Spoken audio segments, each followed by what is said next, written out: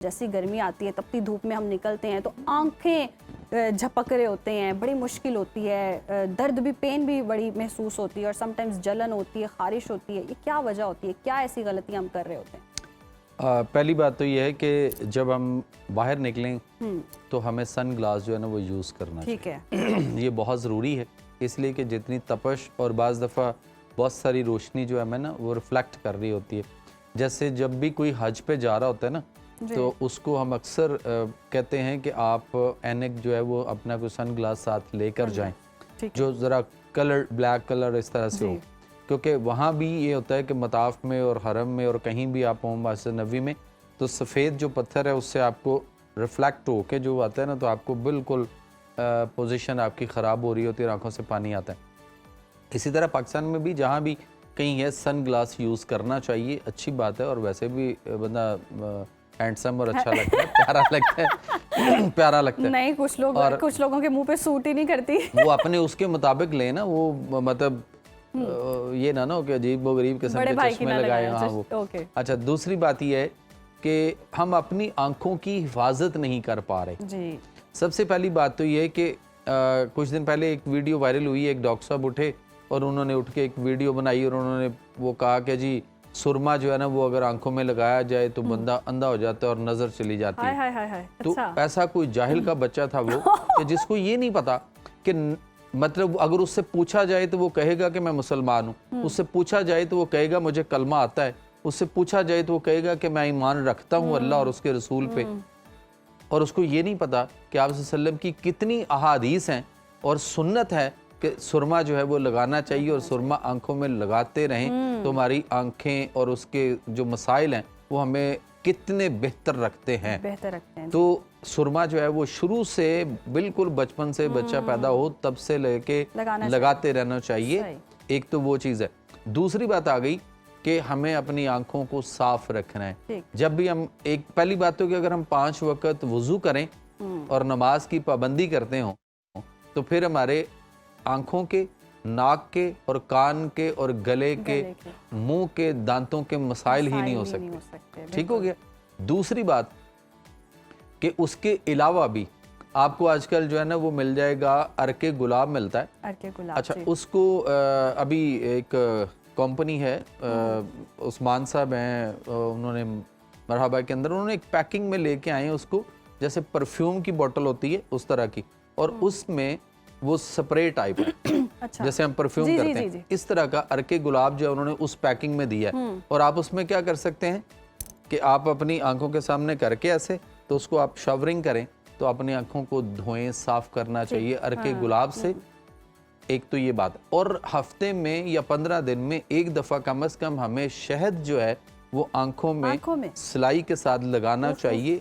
कमाल का आपकी आंखों के लिए तो जलन नहीं करेगा अगर? कुछ भी नहीं करेगा। अच्छा। आपकी आंखों की सफाई, आपकी आंखों, देखिए शहद वो है जिसके लिए नबी करीम सल्लल्लाहु अलैहि वसल्लम ने फरमाया कि 2 चीज़ों को कभी ना छोड़िएगा, शहद और कुरान, अल अस्ल वल कुरान, यानी शहद और कुरान।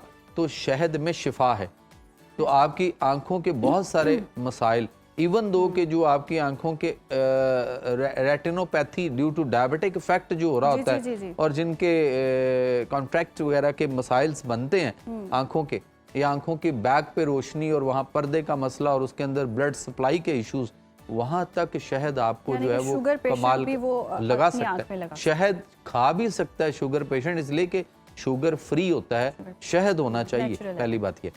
अच्छा, इसके बाद है कि हम जब भी कभी घर वापस आएं तो हमें, या घर से निकलें, ऑफिस पहुंचे हैं या किसी भी जगह पे, तो हमें आंखों पे पानी के छींटे मारने चाहिए। ठंडे बर्फ की पानी की या ठंडे पानी के छींटे या बर्फ किसी कपड़े में लेकर तो उसकी तरह आंखों पे थोड़ा सा टकोर भी कर लेनी चाहिए।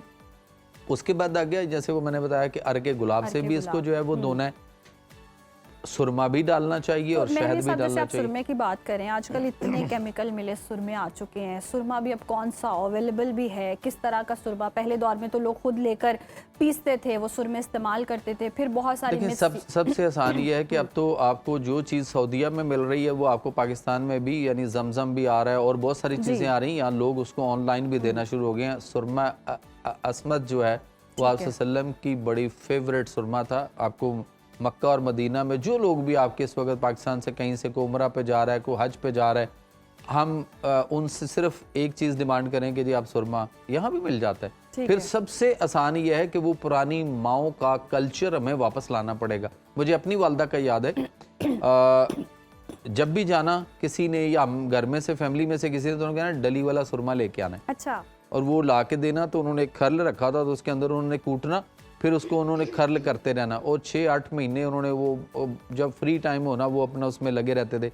उसमें उन्होंने अरके गुलाब भी डालना, उसमें उन्होंने जमजम भी डालना, बादाम की गिरियां भी डाल डाल के खरल करनी, उसके बाद छोटी इलायची भी, और इस तरह की कई चीज़ें, मगज चारों, और इस तरह कर करके 6-8 महीने में 6-8 महीने में वो सुरमा जो है वो तैयार होता था। अच्छा। और उसके बाद हमारी वालदा के पास उसकी डिमांड इतनी होती थी कि उसकी बहनें, उसके भाई और जितने भी रिलेटिव हैं वो सारे भांजे भतीजे ये वो सारे कह रहे होते थे हमें थोड़ा सा हमें, वो कहते ठीक है जब तैयार हो जाएगा, तो तैयार होता था, फिर उन्होंने सबको थोड़ा थोड़ा जो है वो बांटना। सही। तो वो वाला जो कल्चर था हमें वो चीजें वापस लाना पड़ेगी। लेकिन हम देखते हैं कि अक्सर स्टेशंस पर भी इस तरह इधर उधर भी देखे तो वो सुरमा एक दे रहे होते हैं, बड़ा जलन वाला।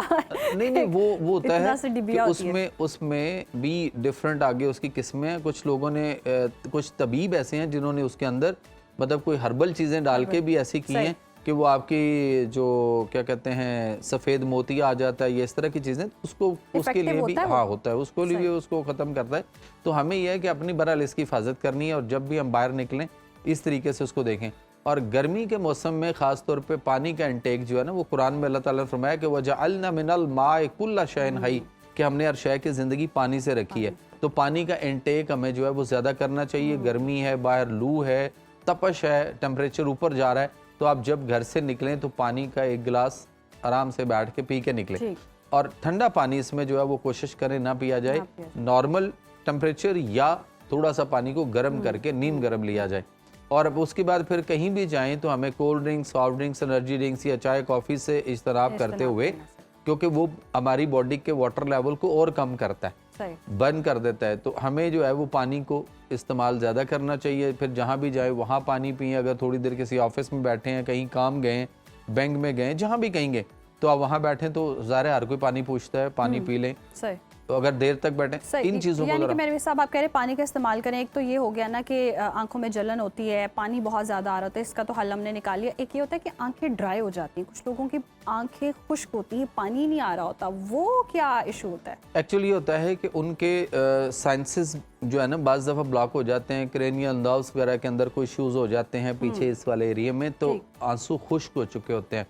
उनको ये चाहिए कि वो अपने किसी तबीब, माहिर तबीब को चेक कराएं, पहले नेचुरोपैथिक किसी डॉक्टर को चेक करा लें, ताकि वो उसको देखे कि इसकी क्या रीज़न क्या है, आंसू आने चाहिए। और दूसरी बात यह है कि फिर उनके लिए एक प्रैक्टिस एक्सरसाइज जो मैं बताता होता हूँ वो ये है कि आप किसी एक जगह पे ऐसे टिकटिकी लगा के आंखें खोल के पूरा उसको कंसंट्रेट के साथ देखते रहें, आपने पलक नहीं झपकनी, तो कुछ देर के बाद आंसू आना शुरू हो जाते हैं। ये ना पुतलियां वहीं जम जाएं। नहीं, पुतलियां नहीं जमती, पुतलियां तो हिलती हैं, उनमें तो एक्सरसाइज है ना, वो तो रहनी है। लेकिन कुछ देर के लिए होता है कि आप उसको मतलब पलक नहीं झपके, तो आपके वो वाली पोजीशंस बनती है। एक्सरसाइज आंखों की करनी चाहिए। और मतलब उसके बाद आ गया कि हमारे यहाँ गर्मी के अंदर मुख्तलिफ किस्म के मशरूबात जो हैं जिसका करना चाहिए, वो उसकी तरफ जाना चाहिए। जैसे हम अक्सर बात करते हैं कि कद्दू का मिल्क शेक है, उसके बाद केले का मिल्क शेक है, खुबानी जब आ जाएगी, अभी सही पकी हुई खुबानी आएगी तो खुबानी का शेक भी आप ले सकते हैं, ठीक है।